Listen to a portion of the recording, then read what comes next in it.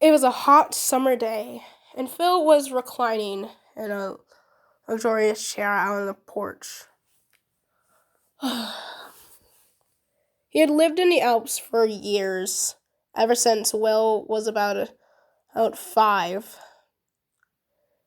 And well, it was nice to live here, up in the mountains, away from the humans that bustled and moved from down below. In a town that was only a few kilometers away from where they were staying. Of course, Phil had a companion other than his own son, that being a starborn named Scott, a good friend of his who had helped him during a desperate time of need when resources were low. And well, they'd just been traveling together ever since. Smiling, Phil picked up the lemonade that sat on the table beside him and sipped a small sip of the sour juice, enjoying the cold, refreshing taste. Will had gone off a little while ago to go explore the forest. And now Phil was not one to care much. He didn't really care what his son did in his free time. And so, here he was, just relaxing and lounging. Hunters hadn't bothered their land for years, and well, Phil and Will had gone down into that forest many times. On occasion, Scott would join them, but mostly the Starborn stayed in the high Alps mountains, mining for resources, and on occasion drifting down to the village to trade, though that was few and far between. There was a shuffling of a door, and Phil looked up. There was a familiar purple-haired, white-skinned Starborn. Phil smiled. "Hey, mate," he said, reaching an arm up in a wave. His roommate and, well, companion smiled back. "Hey, what's going on?" Just relaxing, waiting for Will to come home, Phil replied, shifting himself into a proper sitting position instead of the lazed position he had been in a few moments prior. Scott pulled up the chair beside him and sat down, arm resting against the armrest. "Oh, really now?" Scott replied. Phil nodded. "Yeah. What were you doing inside?" Phil asked. Scott beamed. "Oh, I was just making more spells for my spells book." The man unclenched his satchel, old strap from his shoulder, and swung the actual bag onto his lap.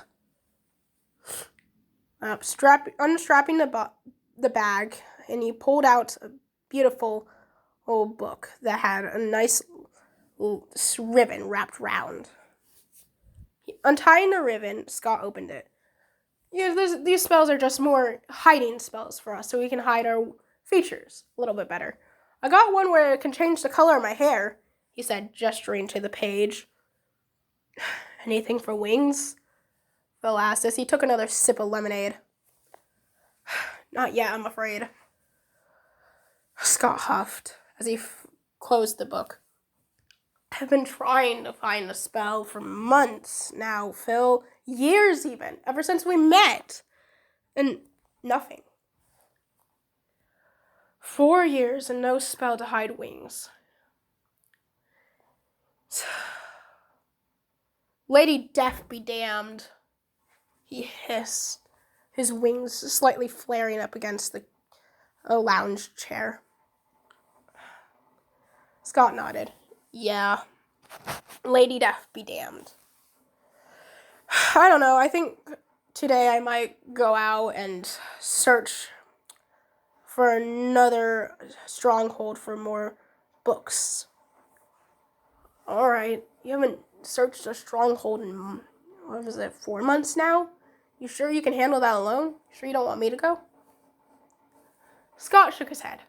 No, I'm fine. I can do it. You go hang out with your son, you silly.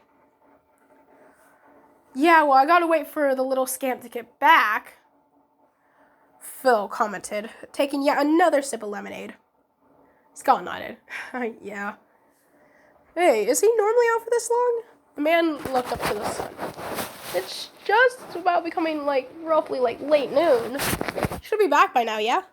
Didn't he leave at early sunrise? He left, mid-sunrise, but yeah, he should be back by now. Actually, now that you think about it. Phil got up, stretching his wings, letting the muscles pop and flex as he gently placed down his lemonade. I'm gonna go see if I can spot him from above. Watch the base? Yeah, I will. No worries, Scott said with a smile. Well, as he got up from his chair as well. Anyways, I'm gonna go head back inside. Good luck finding your son. Let me know if you need help. Yeah. Actually, wait, before you go, can I have You want the telescope? Scott asked, already knowing what the man was asking for. Yes, Phil replied with a smile. Sure, let me get it. Phil tapped his clawed foot impatiently as he waited for Scott to come back outside. A few minutes later, Scott came out with a quill and a scope. Here's the scope, he said, handing Phil the heavy metal and wood material object. Thank you, Phil said, pushing it down into his robes. Scott smiled. No problem. In any case, have fun searching for your son. Yeah, the little shit can't hide from me for long, Phil commented. Scott nodded and took off. Back into the house. Phil smiled once more before stretching his wings as wide as they could go and gliding into the air, searching the forest below. He pulled out the scope from his pocket to get a better look as he scanned each and every tree around the area. They had a perimeter set up where they couldn't go outside of specific bounds. Well, more like it was marked by clawed feet. Well, Phil's clawed feet, to be more specific. Since Scott didn't have the claws, was necessary to do so.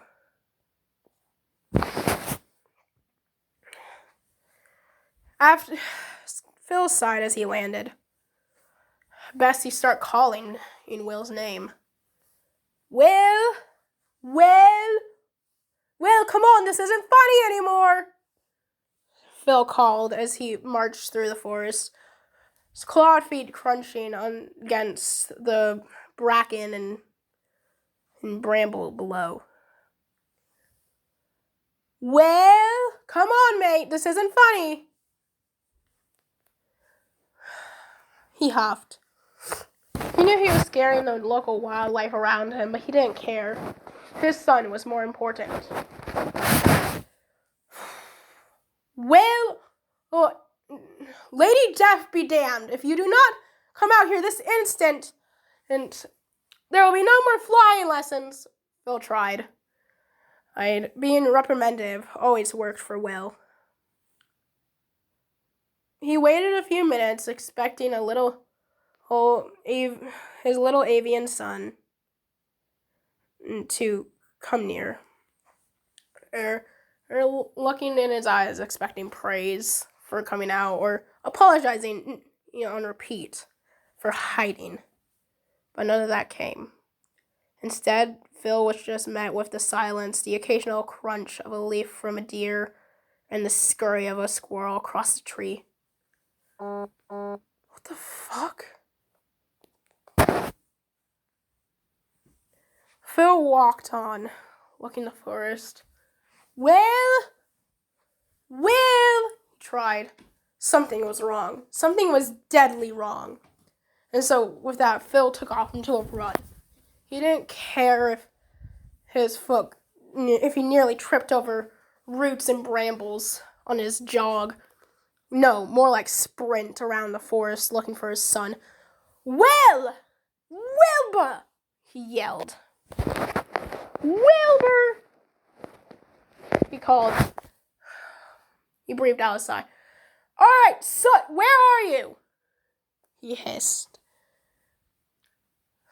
Wilbur Soot Craft, get your behind out here now. There was nothing. Silence.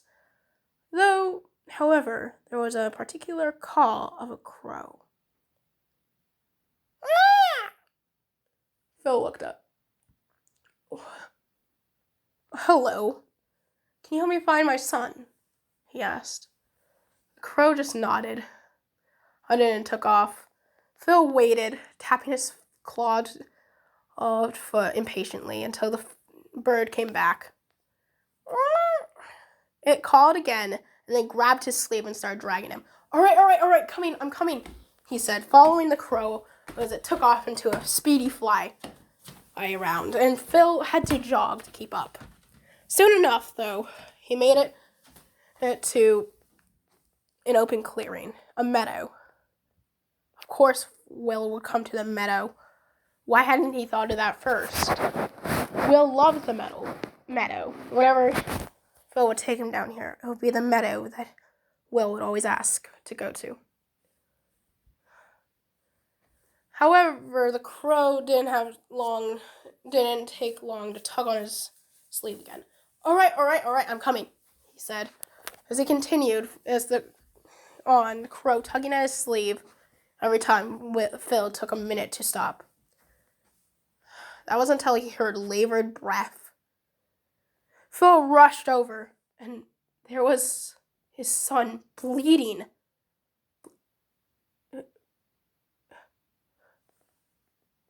Will? Phil asked gently as he dropped to his knees. Daddy, Will said softly, too softly for the loud, rambunctious kid he was. Yeah, it's me, Phil said gently, combing through the young avian's hair.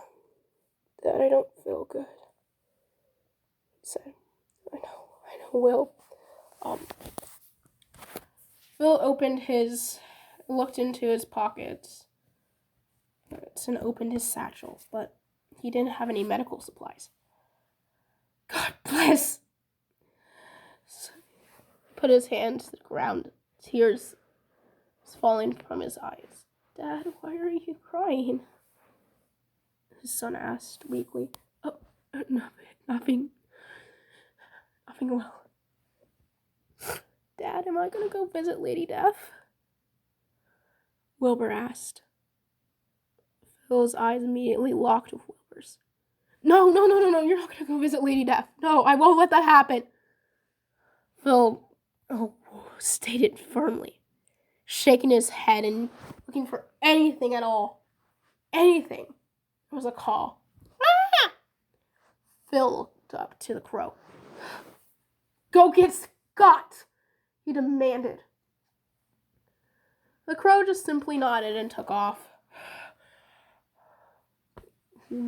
Phil stood there, holding in Wilbur. Well, my sweet baby boy, it's okay. We're gonna get Scott and we're gonna go home and everything's gonna be fine. Daddy, I don't feel like fighting. Don't close your eyes, please. But Daddy, I'm tired. Will tried again. No. It's okay. Please don't close your eyes. I know you're tired, but Daddy, I can't. And with that, Will's eyes closed, and his head lolled off to the side. No! Phil let out ear-piercing scream. And the animals around, he could hear them bolting, but he didn't care. All he cared about was that his son had passed in his arms.